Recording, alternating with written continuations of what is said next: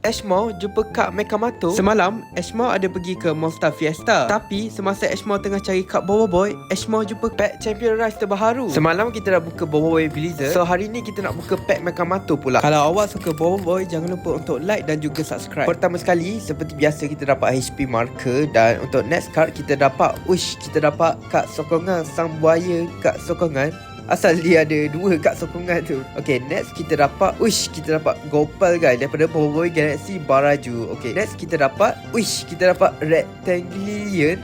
Dia macam aduduh lah guys. Okay, next kita dapat kita dapat Mekamato. Oh, inilah dapat Mekamato yang dalam pack tadi dekat gambar pack. Untuk next card kita dapat kita dapat Ying guys. Ini daripada Bobo Boy Galaxy Baraju juga Ash rasa. Okay, dah akhir sekali kita dapat apa tu?